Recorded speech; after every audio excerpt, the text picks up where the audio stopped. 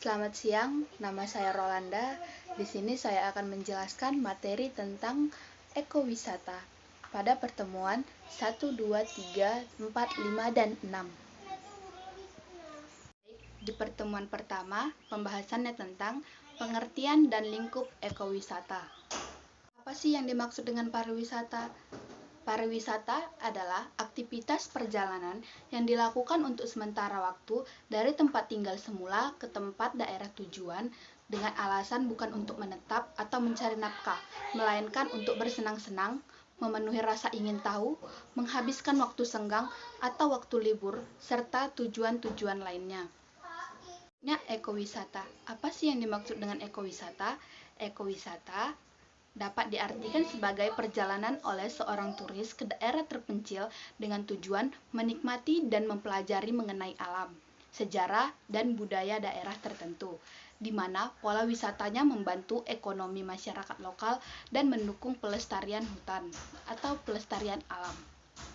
Ekowisata atau ekoturism merupakan salah satu kegiatan pariwisata yang berwawasan lingkungan dengan mengutamakan aspek lingkungan, konservasi alam, aspek pemberdayaan, sosial budaya ekonomi lokal, serta aspek pembelajaran dan berpendidikan.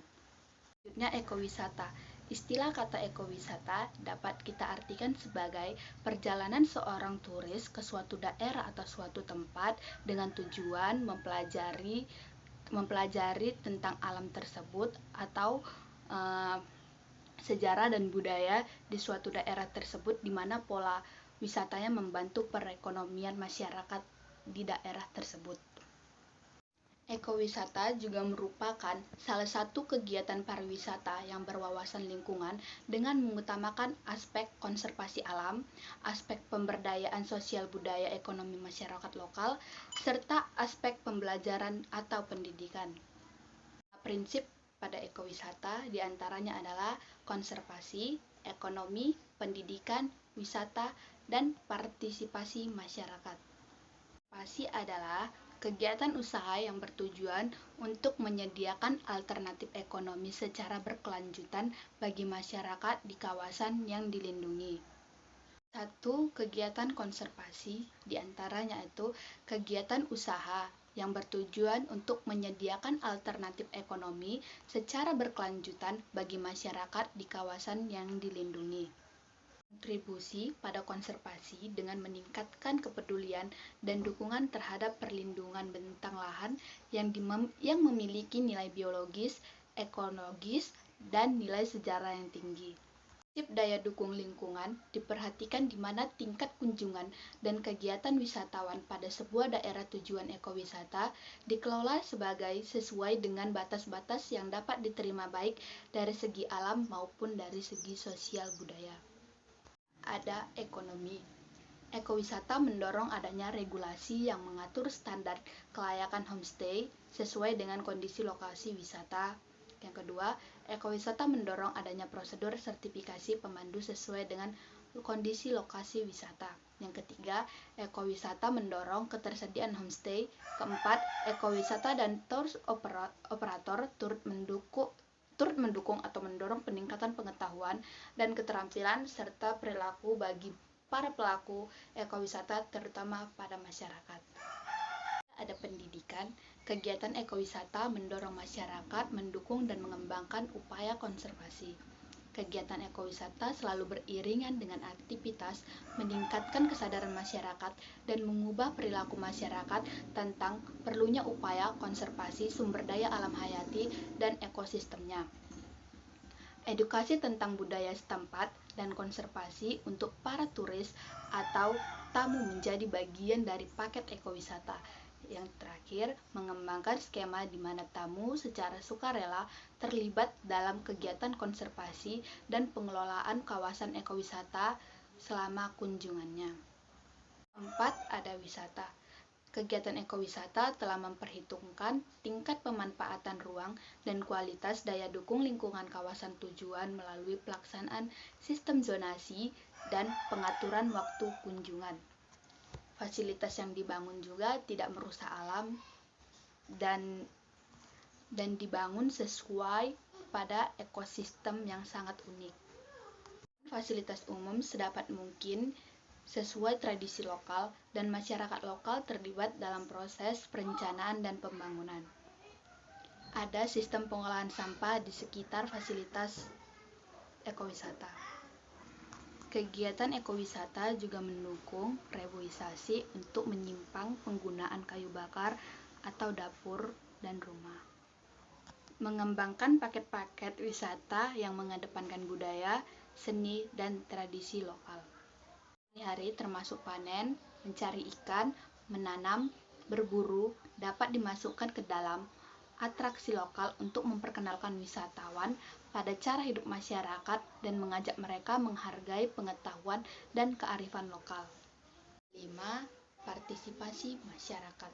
Dibangun kemitraan antara masyarakat dengan tour operator untuk memasarkan dan mempromosikan produk ekowisata, dan antara lembaga masyarakat dan Dinas Pariwisata dan UPT. Adanya pembagian yang adil dari jasa ekowisata di masyarakat. Melakukan organisasi masyarakat membuat panduan untuk turis.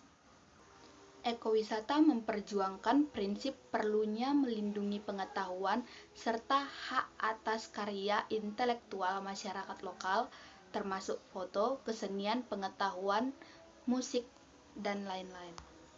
Ada 5 prinsip yang harus dipenuhi oleh kegiatan ekowisata. Yang pertama adalah memiliki kepedulian, rasa tanggung jawab yang tinggi, dan komitmen yang kuat terhadap lingkungan setempat. Yang kedua adalah pengembangan harus didasarkan atas musyawarah dan kesepakatan dari masyarakat tersebut. Yang ketiga adalah dapat memberikan manfaat kepada masyarakat setempat. Yang keempat adalah peka dan menghormati nilai-nilai budaya daerah setempat dan tradisi keagamaan yang dianut oleh masyarakat setempat. Yang kelima adalah memperhatikan peraturan perundangan di bidang lingkungan hidup. Selanjutnya ada aspek kunci ekowisata. Jumlah pengunjung harus dibatasi atau diatur sesuai daya dukung dari lingkungan tersebut dan sosial budaya masyarakat. Yang kedua adalah pola wisata harus ramah lingkungan. Yang ketiga adalah pola wisata ramah budaya dan adat setempat. Yang keempat adalah membantu secara langsung perekonomian masyarakat tersebut. Yang kelima adalah modal awal untuk infrastruktur tidak terlalu besar. Selanjutnya ada aspek kunci ekowisata. Yang pertama itu jumlah pengunjung harus terbatas dan diatur sesuai dengan daya dukung lingkungan tersebut dan sosial budaya masyarakat setempat. Yang kedua adalah pola wisata harus ramah lingkungan. Yang ketiga adalah pola wisata harus ramah budaya dan adat-adat setempat. Yang keempat adalah ekowisata harus membantu secara langsung terhadap perekonomian masyarakat tersebut. Yang kelima adalah modal awal untuk infrastruktur atau bangunan untuk ekowisata tersebut tidak terlalu besar. Beberapa faktor yang menyebabkan berkembangnya ekowisata antara lain adalah ramah lingkungan. Artinya, dampak-dampak negatif atau dampak-dampak yang seperti kecelakaan. Faktor yang menyebabkan berkembangnya ekowisata antara lain adalah ramah lingkungan. Artinya, dampak-dampak negatif seperti kecelakaan atau hal-hal yang tidak diinginkan itu bersifat rendah dan membantu perekonomian masyarakat secara berkelanjutan dan perlindungan landscape termasuk pemandangan alam. Community based artinya membuka peluang kerja dan berusaha ikut serta dalam pembangunan perekonomian masyarakat lokal. Adalah sensitif secara budaya, artinya adalah terjalinnya budaya lokal akibat aktivitas masyarakat setempat akan memberikan manfaat terhadap wilayah kunjungan. Viable secara ekonomi, artinya memberikan manfaat finansial yang besar bagi pengelola dan masyarakat lokal. Berikutnya 3 pilar sustainable tourism. Yang pertama itu adalah ekologi yang mencakup tentang konservasi, yang kedua adalah ekonomi yang mencakup tentang kesejahteraan masyarakat setempat. Yang ketiga adalah sosial budaya yang mencakup tentang menghormati budaya dan tradisi daerah setempat. Selanjutnya, 8 prinsip ekowisata. 1. Mencegah dan menanggulangi dampak kegiatan wisatawan terhadap alam dan budaya. Artinya, pencegahan dan penanggulangan disesuaikan dengan sifat dan karakter alam dan budaya setempat. Yang kedua, pendidikan konservasi lingkungan. Artinya, mendidik wisatawan dan masyarakat setempat akan pentingnya arti konservasi. Yang ketiga, pendapatan langsung untuk kawasan. Artinya, retribusi dan pajak konservasi dapat dipergunakan secara langsung untuk membina, melestarikan, dan meningkatkan kualitas kawasan. Yang keempat, partisipasi masyarakat dalam perencanaan, pengawasan, dan pengembangan. Yang kelima, meningkatkan ekonomi masyarakat. Artinya, keuntungan yang nyata dari kegiatan ekowisata terhadap ekonomi masyarakat melalui keterlibatan masyarakat dalam kawasan. Yang keenam, menjaga keharmonisan dengan alam. Artinya, keaslian alam serta keseimbangan alam tetap perlu dipertahankan atau keaslian dan keseimbangan alam tetap terjaga walaupun ekowisata berjalan. Yang ketujuh ada sesuai daya dukung lingkungan. Kegiatan ekowisata dikembangkan sesuai kapasitas lingkungan sehingga kegiatan ekowisata akan dipertahankan tidak melebihi daya dukung lingkungan. Yang kedelapan, peluang pengembangan bagi devisa negara dan pendapatan daerah. Di pertemuan 2, kita membahas klasifikasi ekowisata dan karakteristik sumber daya perairan. Klasifikasi wisata menurut Vandeli tahun 2000, Meta tahun 2002, dan Yulianda 2007. Wisata alam merupakan aktivitas wisata yang ditujukan pada pengalaman terhadap kondisi alam atau daya tarik panoramanya. Wisata budaya merupakan wisata dengan kekayaan budaya sebagai objek wisata dengan penekanan pada aspek pendidikan. Yang ketiga adalah ekotourism, green tourism, atau alternative tourism merupakan wisata berorientasi pada lingkungan untuk menjembatani kepentingan perlindungan sumber daya alam atau lingkungan dan industri kepariwisataan. Berikutnya, motivasi wisata. Yang pertama adalah motivasi berdasarkan fisik, artinya ikut olahraga, rekreasi pantai, hiburan yang membuat tubuh tidak tegang, atau pertimbangan kesehatan. Yang kedua adalah motivasi budaya, artinya keinginan mengetahui negeri lain, misalnya seni, adat, atau tari-tarian, lukisan, dan lain sebagainya. Yang ketiga adalah motivasi berdasarkan antar pribadi, artinya keinginan untuk bertemu dengan muka-muka baru atau mengunjungi teman atau sanak saudara atau melarikan diri dari kegiatan sehari-hari. Yang selanjutnya adalah motivasi berdasarkan status dan martabat, artinya kebutuhan akan pengakuan, perhatian, penghargaan, dan reputasi. Apa prinsip ekowisata menurut Vandeli tahun 2000? Yang pertama adalah mengurangi dampak negatif berupa kerusakan atau pencemaran lingkungan dan budaya lokal akibat kegiatan wisata. Yang kedua adalah membangun kesadaran dan penghargaan atas lingkungan dan budaya di destinasi wisata, baik pada diri wisatawan, masyarakat lokal, maupun pelaku wisata lainnya.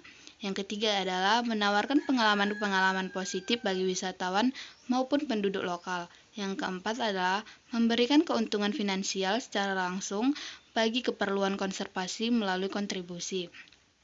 Yang kelima adalah memberikan keuntungan finansial dan pemberdayaan bagi masyarakat lokal dengan menciptakan produk wisata yang mengedepankan nilai-nilai lokal.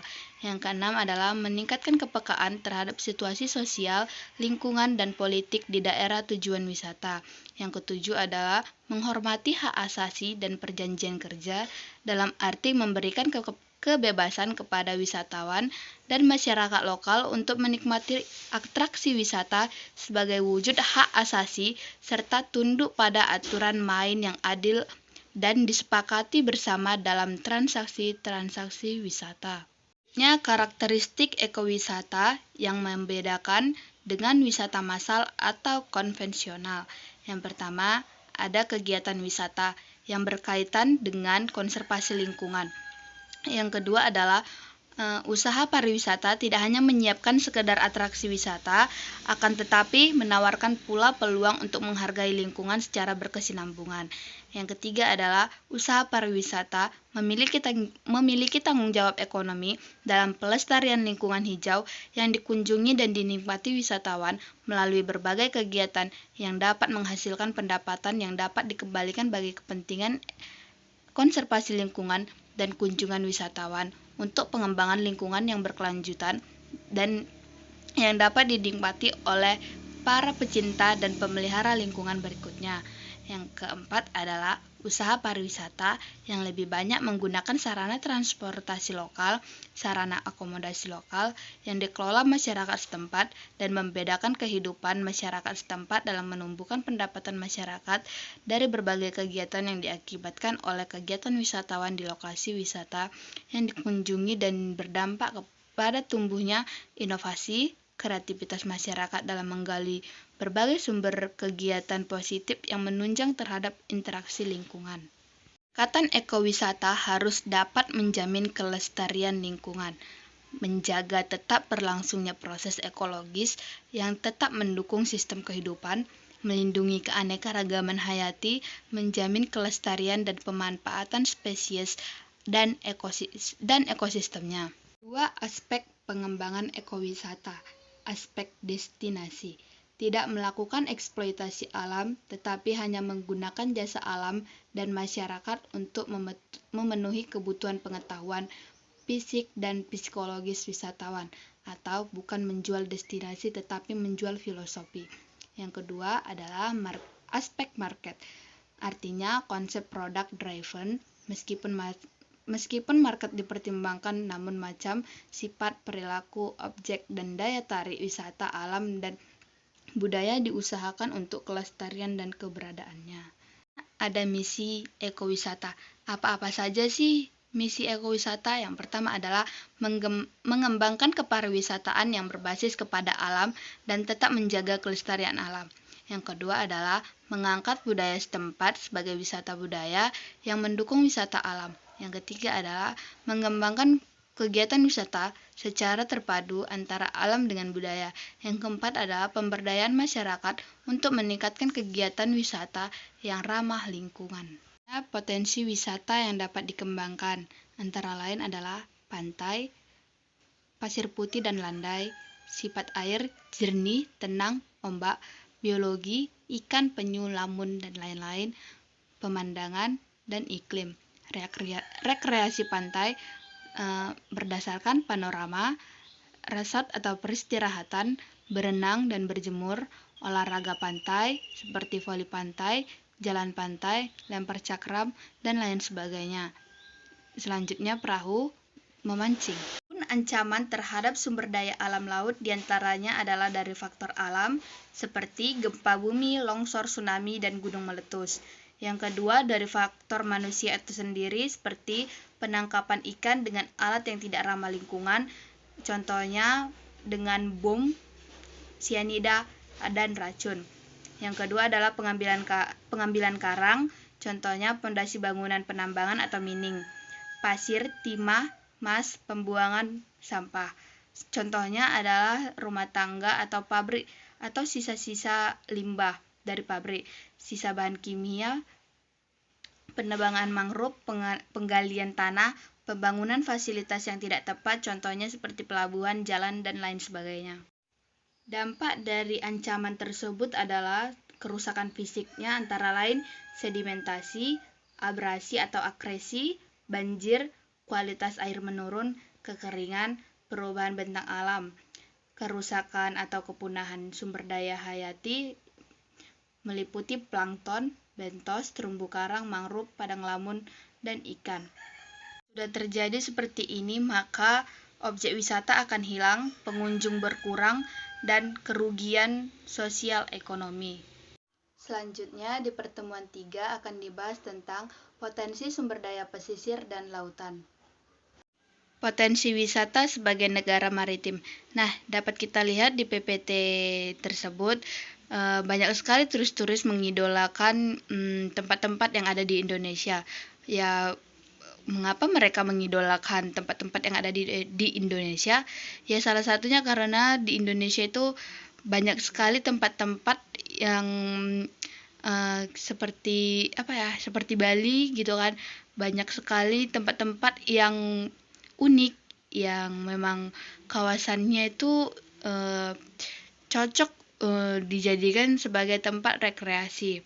Nah, dapat kita lihat di kunjungan turis asing pada tahun 2017, Tiongkok sebanyak 14,47%, Singapura sebanyak 9,82%, Malaysia sebanyak 9,78%, Australia sebanyak 8,73%, dan Jepang sebanyak 3,70%.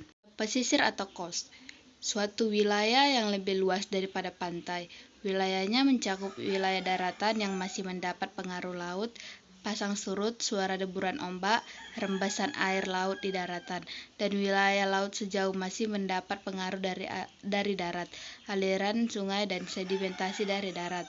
Batas wilayah pesisir adalah daerah yang masih ada pengaruh kegiatan bahari dari sejauh konsentrasi permukiman nelayan. Wilayah pesisir dapat dipandang sebagai wilayah di mana daratan dan lautan bertemu, connection between the land and ocean. Selanjutnya, laut atau sea. Laut adalah sekumpulan air yang sangat luas di permukaan bumi yang memisahkan atau menghubungkan suatu benua atau pulau dengan benua atau pulau lainnya. Umumnya, perairan laut merupakan massa air asin dengan kadar garam cukup tinggi, rata-rata 3,45%. Amanat Undang-Undang Pengelolaan Wilayah Pesisir dan Pulau-Pulau Kecil. Pada pasal 5, pengelolaan wilayah pesisir dan pulau-pulau kecil meliputi kegiatan perencanaan, pemanfaatan, pengawasan, dan pengendalian terhadap interaksi manusia dalam memanfaatkan sumber daya pesisir dan pulau-pulau kecil, serta proses alamiah secara berkelanjutan dalam rangka meningkatkan kesejahteraan masyarakat dan menjaga keutuhan Negara Kesatuan Republik Indonesia. Prinsip perencanaan wilayah pesisir. Prinsipnya antara lain adalah merupakan satu kesatuan dalam sistem perencanaan pembangunan daerah, mengintegrasikan rencana pembangunan daerah zonasi dengan pembangunan daerah, dilakukan sesuai dengan kondisi biogeofisik dan potensi daerah serta dinamika perkembangan sosial budaya. Selanjutnya, nilai-nilai strategis di wilayah pesisir dan laut. Di antaranya, bentang alam pantai dengan pasir putih yang indah, bentang muara sungai, landscape tebing terjal atau cliff, gelombang dan ombak atau surfing. Berikutnya, potensi ekologi, ekonomi, dan sosial. 1. Potensi sumber daya kelautan. 71% permukaan bumi adalah laut yang dibatasi oleh iklim dan ekologinya. Laut mengatur iklim secara global sebagai penyerap panas, penampung karbon dioksida, dan mengatur iklim bagi kehidupan manusia. Kedua, potensi sumber daya kawasan pesisir. Wilayah pesisir adalah kawasan terjadinya pasang surut, terbentuknya vegetasi mangrove, terumbu karang, gelombang, estuari. Secara ekologi, wilayah pesisir meliputi zona intertidal dan supratidal. Semakin terkonsentrasinya aktivitas manusia di wilayah pesisir telah membawa perubahan yang tidak bisa diprediksi sebelumnya dan kecenderungan semakin meningkatnya dampak yang ditimbulkan. Kawasan pesisir meliputi zona pemeliharaan, daerah penelitian ilmiah, daerah hutan belantara, daerah tanaman nasional, daerah untuk rekreasi, dan daerah pemanfaatan. Potensi lingkungan pesisir dan laut. Daerah pesisir dan laut merupakan salah satu dari lingkungan perairan yang mudah terpengaruh dengan adanya buangan limbah dari darat. Wilayah ini bukan hanya merupakan sumber pangan dari usaha perikanan dan pertanian, tetapi merupakan lokasi sumber daya alam seperti mineral, gas, dan minyak bumi serta pemandangan alam yang indah, yang dapat dimanfaatkan untuk kesejahteraan manusia. Perairan pesisir juga penting artinya sebagai alur pelayaran. Di daratan pesisir berkembang permukiman manusia dan pengembangan industri. Lingkungan pesisir terdiri dari berbagai macam ekosistem yang berbeda kondisi dan sifatnya. Kerusakan lingkungan pesisir dan laut. 1. Pemanfaatan ganda, artinya penggunaan wilayah untuk pertanian, kehutanan, perikanan, alur pelayaran, rekreasi, permukiman, lokasi industri, dan tempat pembuangan sampah dan air limbah sehingga konsep pemanfaatan ganda perlu memperhatikan keterpadaan dan keserasian untuk berbagai macam kegiatan. Yang kedua, pemanfaatan tidak seimbang, artinya akibat ketimpangan pola penyebaran penduduk yang disebabkan oleh perbedaan keadaan sumber daya wilayah pesisir Indonesia. Yang ketiga adalah pengaruh kegiatan manusia, artinya permukiman di sekitar pesisir menghasilkan pola penggunaan lahan dan air yang berkembang sejalan dengan tekanan dan tingkat pemanfaatan sesuai dengan keadaan lingkungan wilayah pesisir. Usaha budidaya ikan, penangkapan ikan, pembuatan garam, eksploitasi hutan rawa, pembuatan perahu, tekanan hidup yang besar seiring mengakibatkan rusaknya lingkungan. 3 faktor pemicu kegagalan pengelolaan sumber daya alam dan lingkungan pesisir dan laut. 1. Kegagalan kebijakan yang menjadikan aspek lingkungan menjadi variabel minor. Contoh, kebijakan penambangan pasir laut yang dibuat untuk membantu menciptakan peluang investasi, namun menimbulkan dampak yang langsung dirasakan oleh nelayan dan pembudidaya ikan serta masyarakat lain, yaitu gerusan atau abrasi pantai. Kedua, kegagalan masyarakat yang kurang mampu untuk menyelesaikan persoalan lingkungan karena kurangnya kapasitas dan kapabilitas untuk memberikan masukan kepada pihak yang berkepentingan dan berkewajiban mengelola dan melindungi lingkungan. Contohnya, kegagalan masyarakat melakukan penanggulangan masalah pencemaran yang diakibatkan oleh kurang pedulinya pemilik usaha pabrik untuk masalah pembuangan limbah yang pasti akan terbuang ke laut atau kebocoran pipa pembuangan residu dari proses ekstraksi minyak. Yang ketiga, penanggulangan permasalahan lingkungan yang ada masih bersifat parsial dan kurang terkoordinasi. Contohnya, pembuatan tanggul penahan abrasi yang dilakukan di beberapa daerah pantai utara atau Pantura, Jawa yang secara jangka pendek mungkin dapat menanggulangi permasalahan, tetapi jangka panjang akan menimbulkan persoalan lain yang lebih besar karena karakteristik wilayah pesisir dan laut yang bersifat dinamis. Pada pertemuan 4, kita membahas tentang potensi sumber daya danau, sungai, dan estuari. Apa sih yang dimaksud dengan danau? Danau merupakan cekungan yang besar di permukaan bumi yang digenangi oleh air, bisa air tawar maupun asin, yang di seluruh cekungan tersebut dibatasi oleh daratan atau dikelilingi oleh daratan. Kita lihat pada slide tersebut, potensi pemanfaatan danau dapat dijadikan sebagai keramba jaring apung, tempat rekreasi, seni budaya, wisata budaya, arsitektur lokal, memancing. Dalam Peraturan Pemerintah Republik Indonesia Nomor 35 Tahun 1991 tentang Sungai Pasal 1. Sungai adalah tempat-tempat dan wadah-wadah serta jaringan pengaliran air mulai dari mata air sampai muara dengan dibatasi kanan dan kirinya serta sepanjang pengalirannya oleh garis sempadan. Wilayah sungai adalah kesatuan wilayah tata pengairan sebagai hasil pengembangan satu atau lebih daerah pengaliran sungai. Bantaran sungai adalah lahan pada kedua sisi sepanjang palung sungai, dihitung dari tepi sampai dan dengan kaki tanggul sebelah dalam. Garis sempadan sungai adalah garis batas luar pengamanan sungai. Dapat kita lihat pada slide tersebut, daya tarik sungai memang sangat menarik. sangat indah dan dapat sangat banyak peminatnya dan dapat menyejukkan suasana hati. Pasal 30 ayat 2 dan 3 Peraturan Pemerintah Nomor 38 Tahun 2011 tentang sungai. Pada ayat kedua, pemanfaatan sungai sebagaimana dimaksud pada ayat pertama meliputi pemanfaatan untuk rumah tangga, pertanian, sanitasi lingkungan, industri, pariwisata, olahraga, pertahanan, perikanan, pembangkit tenaga listrik, dan transportasi.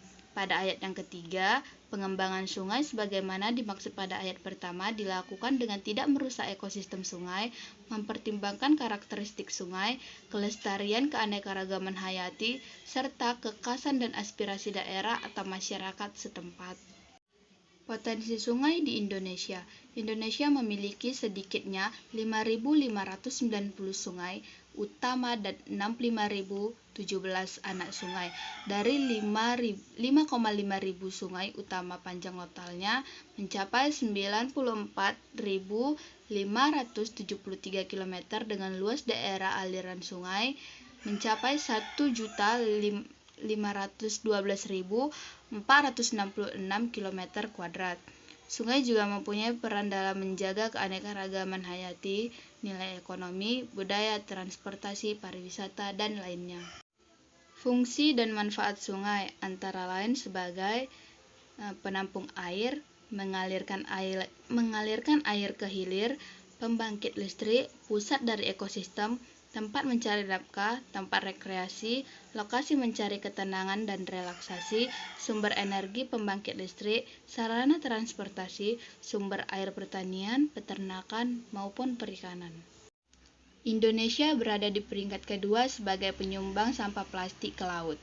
Sungai memegang peran penting pada prestasi negatif itu, karena menjadi salah satu jalur utama masuknya sampah darat ke laut. Hal itu terjadi karena pencemaran sungai. Dari segi bentuknya, terdapat dua jenis muatan yang menyebabkan pencemaran air, yaitu benda padat yang berupa sampah-sampah padat berupa kertas, plastik, dan material lainnya, berupa cairan yang langsung menyatu dengan aliran air yang dicemari seperti limbah.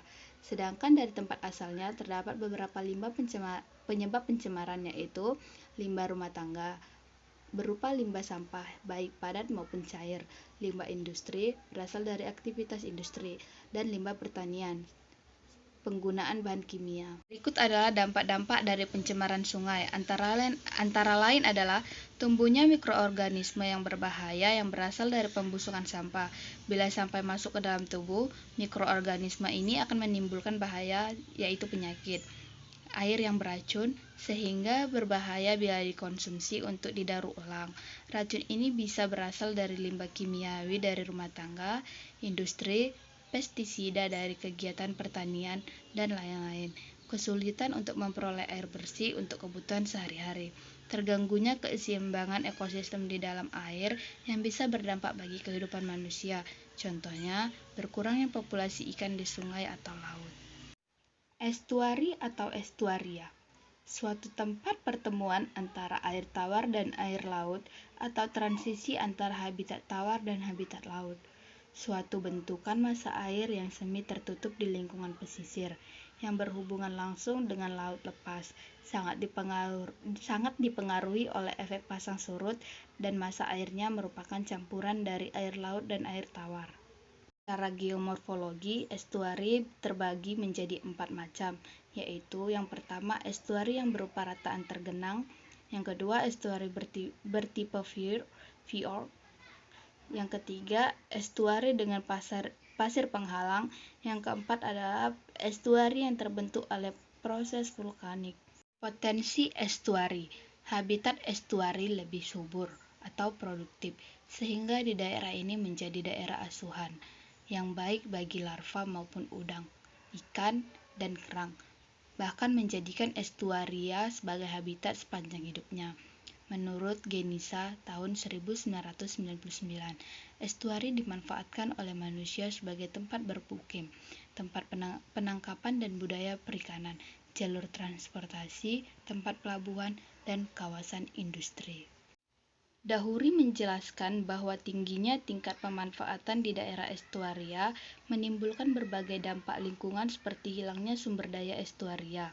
Pemanfaatan wilayah yang cukup tinggi di sekitar wilayah estuaria ini berhubungan erat dengan kondisi lingkungan di wilayah tersebut. Pada pertemuan yang kelima, kita membahas tentang ekowisata dan konservasi. Ekowisata terkait dengan konsep pelestarian hutan dan penduduk lokal. Ekowisata merupakan suatu perpaduan dari berbagai minat yang tumbuh dari keprihatinan terhadap lingkungan, ekonomi, dan sosial. Ekowisata merupakan suatu bentuk wisata yang sangat erat dengan prinsip konservasi. Sisi konsepsual dan elemen ekowisata. Sisi konsepsualnya adalah pengembangan pariwisata yang berkelanjutan untuk mendukung upaya-upaya pelestarian lingkungan, alam, dan budaya, meningkatkan partisipasi masyarakat dalam pengelolaan sehingga memberikan manfaat ekonomi bagi masyarakat dan pemerintahan lokal. Elemen ekowisata yang pertama memberikan pengalaman dan pendidikan kepada wisatawan guna meningkatkan apresiasi wisatawan atas objek yang dikunjungi. Yang kedua, memperkecil dampak negatif yang bisa merusak karakter lingkungan dan budaya setempat. Yang ketiga, melibatkan masyarakat dalam pengelolaan dan pelaksanaannya. Yang keempat, memberikan keuntungan ekonomi bagi masyarakat lokal. Yang kelima adalah dapat terus bertahan dan berkelanjutan. Ekowisata merupakan pengelolaan alam dan budaya masyarakat yang menjamin kelestarian dan kesejahteraan. Sementara konservasi adalah upaya menjaga kelangsungan pemanfaatan sumber daya alam untuk waktu kini dan masa mendatang. Landasan hukum pemanfaatan kawasan konservasi perairan untuk pariwisata alam perairan. Undang-Undang Nomor 32 Tahun 2009 tentang Perlindungan dan Pengelolaan Lingkungan Hidup. Undang-Undang Nomor 10 Tahun 2009 tentang Kepariwisataan. Undang-Undang Nomor 27 Tahun 2007 tentang Pengelolaan Wilayah Pesisir dan Pulau-pulau Kecil. Undang-Undang Nomor 26 Tahun 2007 tentang Penataan Ruang. Undang-Undang Nomor 32 Tahun 2004 tentang Pemerintahan Daerah. Undang-Undang Nomor 31 Tahun 2004 tentang Perikanan yang telah diubah terakhir menjadi Undang-Undang Nomor 45 Tahun 2009. Undang-Undang Nomor 5 Tahun 1990 tentang Konservasi Sumber Daya Alam Hayati dan Ekosistemnya. Peraturan Pemerintah Nomor 60 Tahun 2007 tentang Konservasi Sumber Daya Ikan. Peraturan Pemerintah Nomor 38 Tahun 2007 tentang pembagian urusan pemerintahan antara pemerintahan daerah provinsi dan pemerintahan daerah kabupaten atau kota. Kawasan konservasi perairan dan sistem pengelolaannya. Berdasarkan Pasal 1 Ayat 8 Peraturan Pemerintah Nomor 60 Tahun 2007 tentang Konservasi Sumber Daya Ikan disebutkan bahwa kawasan konservasi perairan (KKP) adalah kawasan perairan yang dilindungi dan dikelola secara sistematik untuk mewujudkan pengelolaan sumber daya ikan dan lingkungan secara berkelanjutan. Konservasi di antaranya adalah untuk bisa memelihara serta untuk melindungi tempat-tempat yang sudah dianggap berharga agar tidak hancur, untuk bisa menekankan kembali sehingga bisa memakai kembali pemakaian bangunan yang sudah lama yang sehingga tidak terlantar. Sebenarnya memiliki maksud apakah dengan menggunakan cara seperti ini bisa menghidupkan kembali fungsi dari bangunan yang sebelumnya dari bangunan tersebut atau bisa juga mengganti suatu fungsi dari bangunan yang lama dengan fungsi yang baru yang memang diperlukan untuk bisa melindungi benda-benda sejarah atau juga benda-benda pada zaman purbakala dari kehancuran dan kerusakan yang bisa diakibatkan oleh faktor alam, mikroorganisme, dan juga kimiawi. Untuk bisa melindungi benda-benda cagar alam yang sudah dilakukan dengan secara langsung seperti membersihkannya, memelihara, dan juga memperbaiki baik secara fisik maupun dengan cara langsung dari pengaruh berbagai macam faktor yang ada. Misalnya seperti faktor lingkungan yang bisa merusak benda itu. Manfaat konservasi untuk melindungi kekayaan ekosistem alam dan memelihara suatu proses-proses ekologi ataupun keseimbangan ekosistem dengan secara berkelanjutan. Untuk melindungi spesies flora dan fauna yang langka atau hampir punah. Untuk melindungi ekosistem yang indah, menarik, dan juga unik. Untuk melindungi ekosistem dari suatu kerusakan yang disebabkan oleh faktor alam, mikroorganisme, dan lain sebagainya. Untuk menjaga kualitas lingkungan agar tetap terjaga. untuk mencegah suatu kerugian yang diakibatkan oleh suatu sistem penyangga kehidupan, misalnya kerusakan pada hutan lindung, daerah aliran sungai, dan lain-lain. Kerusakan pada suatu lingkungan akan mengakibatkan bencana dan otomatis akan mengalami kerugian.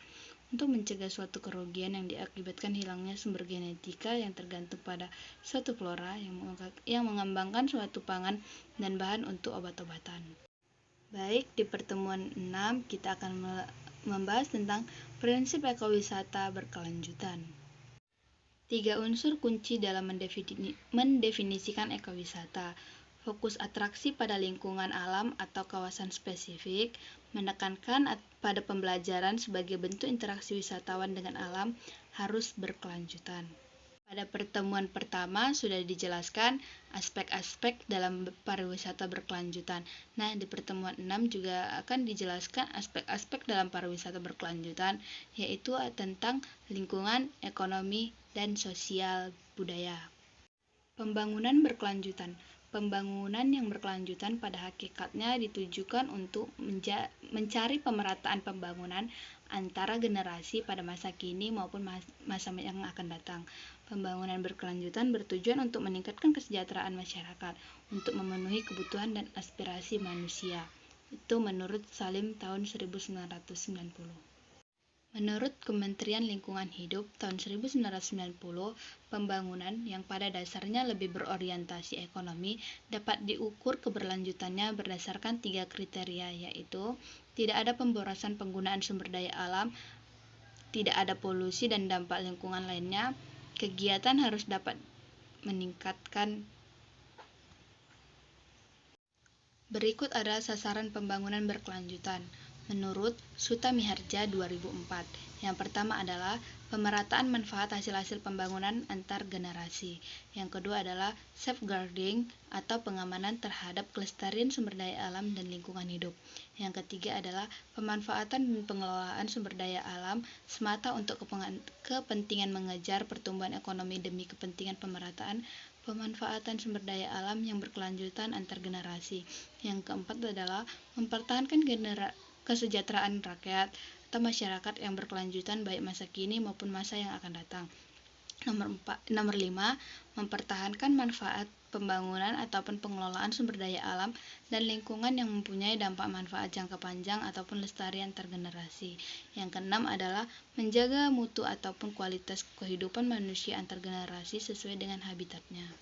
Dari sisi ekonomi, setidaknya ada 3 faktor alasan utama mengapa pembangunan ekonomi harus berkelanjutan. Menurut Fauzi 2004, yang faktor pertama menyangkut alasan moral. Generasi kini menikmati barang dan jasa yang dihasilkan dari sumber daya alam dan lingkungan sehingga secara moral perlu untuk memperhatikan ketersediaan sumber daya alam tersebut untuk generasi yang akan datang. Generasi moral tersebut mencakup tidak mengekstraksi sumber daya alam yang dapat merusak lingkungan, yang dapat menghilangkan kesempatan bagi generasi mendatang dan menikmati layanan yang sama.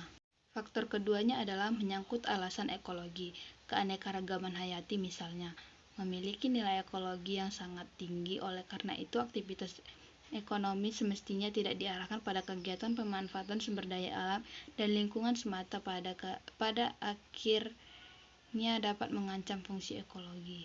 Faktor ketiga yang menjadi alasan perlunya memperhatikan aspek keberlanjutan adalah alasan ekonomi.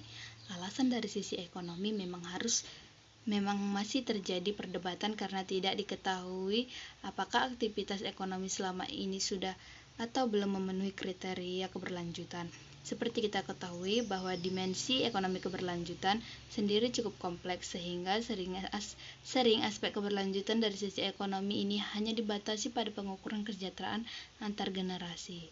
Berlanjutan yang pertama, dimensi waktu, karena keberlanjutan tidak lain menyangkut apa yang akan terjadi di masa yang akan datang. Yang kedua, dimensi interaksi antara sistem ekonomi dan sistem sumber daya alam dan lingkungan. Aspek keberlanjutan. Menurut Pezais tahun 1992, keberlanjutan dari sisi statik diartikan sebagai pemanfaatan sumber daya alam terbarukan dengan laju teknologi dan yang konstan. Yang kedua, keberlanjutan dari sisi dinamik diartikan sebagai pemanfaatan sumber daya alam yang tidak terbarukan dengan tingkat teknologi yang terus berubah. Pembangunan keberlanjutan adalah pembangunan yang memenuhi kebutuhan generasi saat ini, tanpa mengurangi kemampuan generasi yang akan datang untuk memenuhi kebutuhan mereka. Sajakah yang perlu diperhatikan dalam strategi pembangunan keberlanjutan? Di antaranya adalah pembangunan yang menjamin pemerataan dan keadilan sosial, pembangunan yang menghargai keanekaragaman, pembangunan yang menggunakan pendekatan integratif, pembangunan yang meminta perspektif jangka panjang. Pendekatan pembangunan keberlanjutan. 1. Keberlanjutan ekologis. Keberlanjutan ekologis adalah persyaratan untuk pembangunan dan keberlanjutan kehidupan.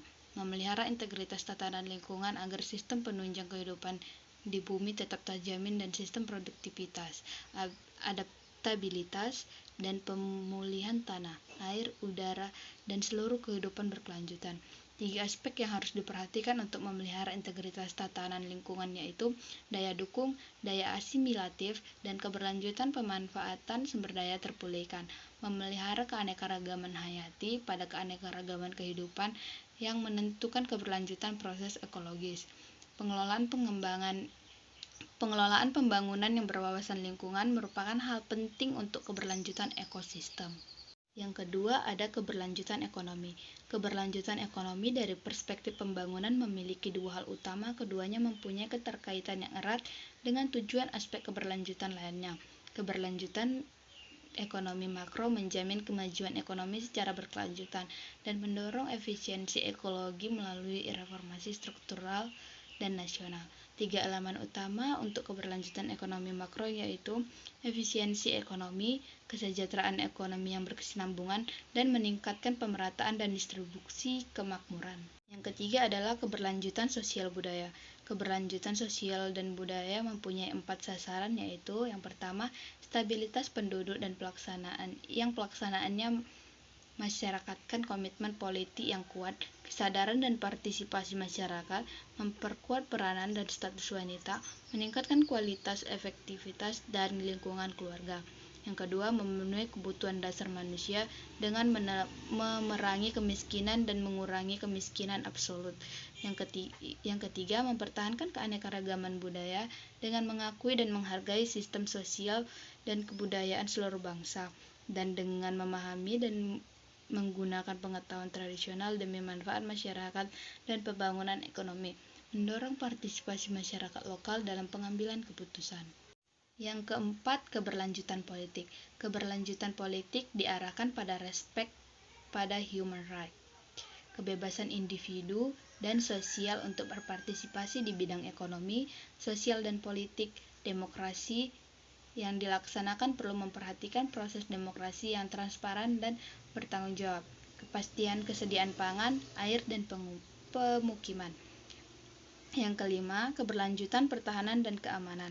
Keberlanjutan keamanan seperti menghadap dan mengatasi tantangan, ancaman, dan gangguan baik dari dalam dan luar yang langsung dan tidak langsung yang dapat membahayakan integritas, identitas, kelangsungan negara, dan bangsa perlu diperhatikan. Sekian materi ekowisata yang dapat saya sampaikan. Mohon maaf bila terjadi kesalahan. Terima kasih.